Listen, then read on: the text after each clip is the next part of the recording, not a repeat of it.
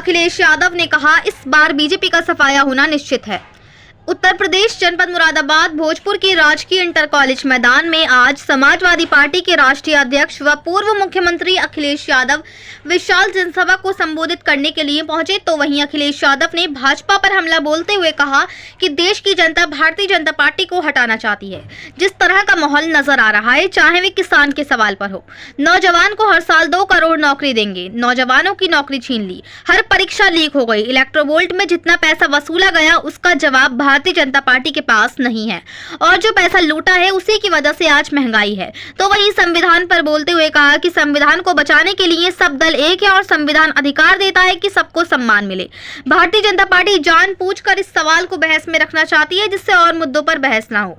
तो वहीं मैनपुरी में यादव प्रत्याशी पर बोलते हुए कहा कि जिस प्रत्याशी की उन्होंने टिकट काटी है वह प्रत्याशी समाजवादी पार्टी के समर्थन में उसी समय आ गया और जिसे बीएसपी की टिकट मिला है वे बीजेपी ने दिलवाई है। तो वहीं उन्होंने बोलते हुए कहा कि लखनऊ में किन मंत्रियों के घर पर बैठकर क्या क्या सौदा होता था। तो वहीं उन्होंने एसटी एसएनजी का टिकट कटने पर बोलते हुए कहा कि मैंने एसटी एसएनजी का टिकट नहीं काटा है, मैं उनका टिकट रामपुर में दे रहा था, लेकिन वे चुनाव लड़ना ही नहीं चाहते थे, लेकिन उनका सम्मान करने का काम समाजवादी लोग करेंगे।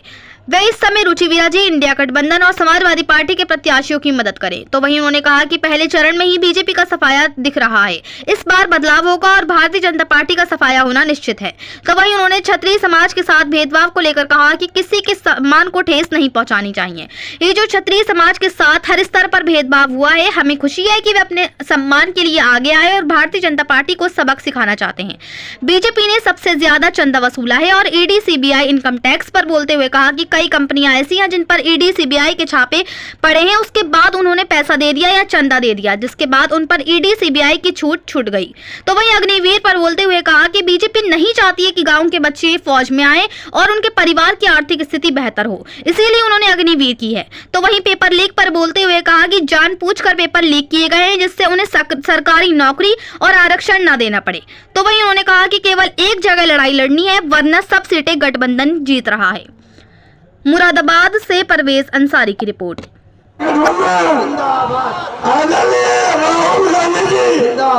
इंडिया गठबंधन जिंदाबाद।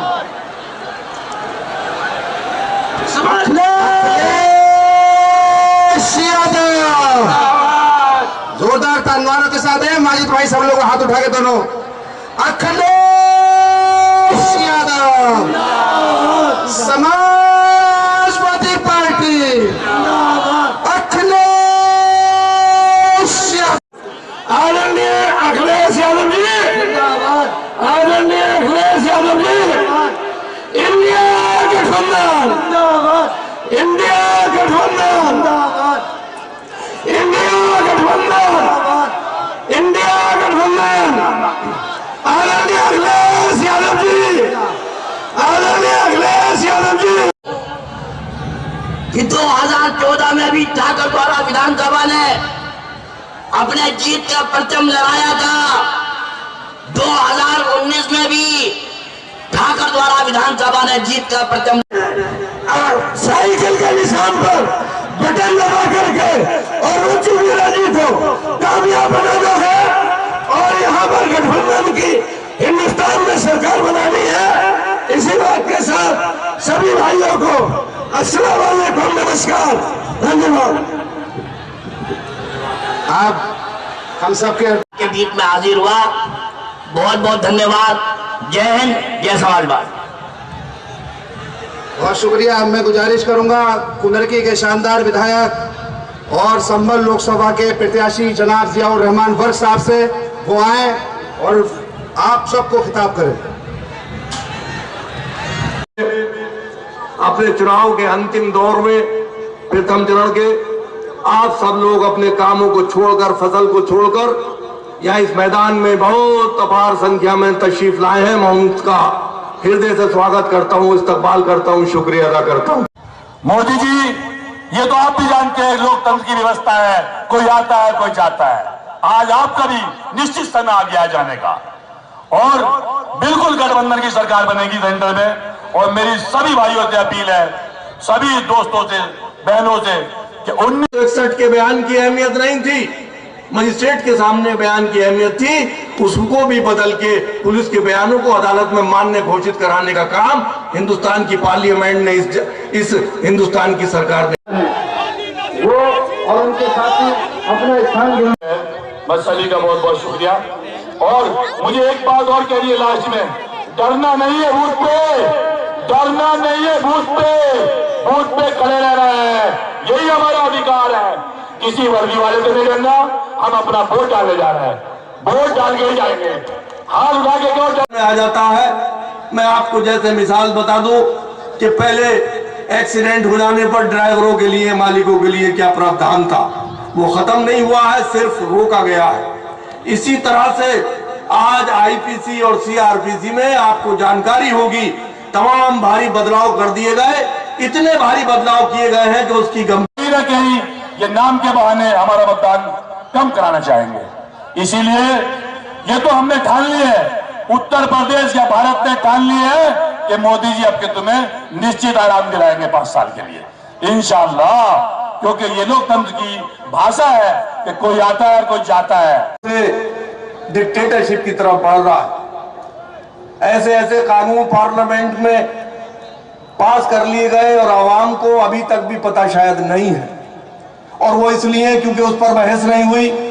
ऐसे समय में जब पार्लियामेंट के नौजवान साथियों को बताना चाहता हूं कि आज हिंदुस्तान के अंदर भारतीय जनता पार्टी की यह सरकार, भारतीय जनता पार्टी की यह सरकार कर रही है अत्याचार, भारतीय जनता पार्टी की यह सरकार कर रही है अत्याचार, नहीं सहेंगे अत्याचार, उखाड़ फेंकेंगे ये सरकार। हर जोर जुलूम की टक्कर में संघर्ष में रहने रहा तो दोस्तों आने वाली 19 तारीख गठबंधन अखिलेश यादव जी, आदरणीय अखिलेश यादव जी, आदरणीय अखिलेश यादव जी, इंडिया गठबंधन, आदरणीय अखिलेश यादव जी, इंडिया गठबंधन, राहुल गांधी जी, इंडिया गठबंधन, आदरणीय अखिलेश यादव जी, आदरणीय अखिलेश यादव जी, आदरणीय अखिलेश यादव जी, समाजवादी पार्टी, आदरणीय अखिलेश यादव जी, आदरणीय अखिलेश यादव जी, अखिलेश भैया, अखिलेश यादव जी, आदरणीय अखिलेश यादव जी, समाजवादी पार्टी, इंडिया गठबंधन, आदरणीय अखिलेश यादव जी, आदरणीय अखिलेश यादव जी। आप बोला तो दोस्तों, आप सबके बीच में हम सब के नेता आदरणीय अखिलेश यादव जी आ गए हैं। मैं सभी यहाँ से रिजल्ट आएगा, एक जगह लड़ाई है, वरना सब गठबंधन सीटें जीत रहा है। अखिलेश जी, एक सवाल यह है कि अमेठी से अभी तक कोई भी प्रत्याशी इंडिया गठबंधन का नहीं दिया गया है, क्या कोई परेशानी सामने आ रही है? क्या नॉमिनेशन से पहले ही आपको बता दें? जब नॉमिनेशन होगा तो आपको प्रत्याशी पता लग जाएगा। इसके अलावा तौकीर रजा ने आपको लेकर के कहा है कि जो सपा है वो मुसलमानों की देशी नहीं है, और ऐसे में जो है सपा को वोट देने से अच्छा है कि बीजेपी को वोट दे दें, जो यादवों के नहीं हुए तो वो मुसलमानों के क्या होंगे। ये जो भाषा आखिरी में बोली आपने, ये बीजेपी की भाषा है।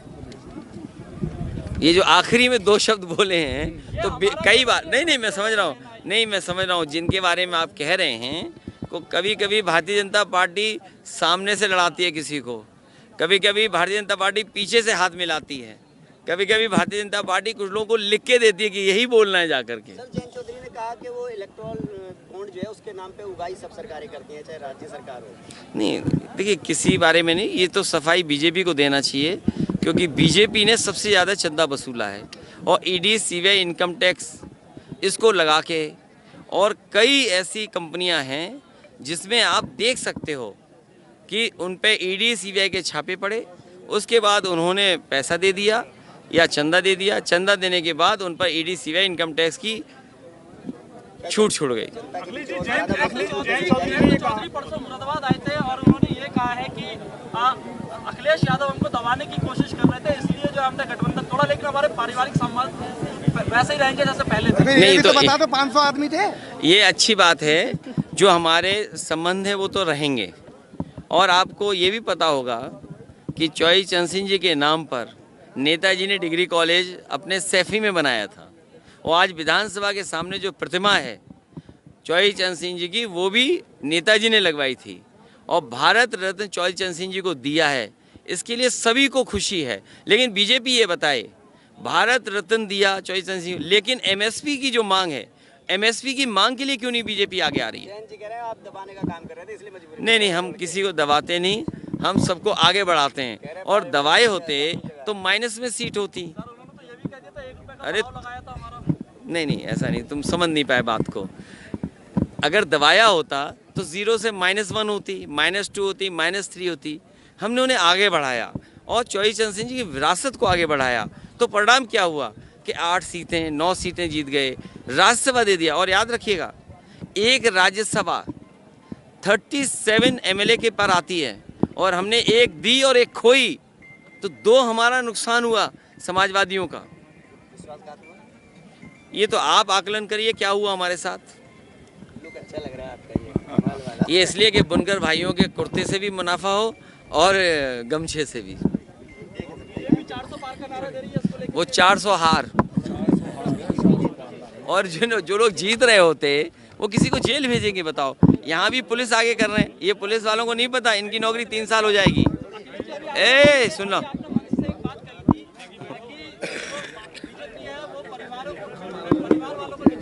मैं दूसरी बात कह रहा हूँ, ये तो हमारे सब गरीब लड़के हैं, गांव के हैं, जो पुलिस में भर्ती हैं। अग्निवीर में भी गांव के ही बच्चे आते थे।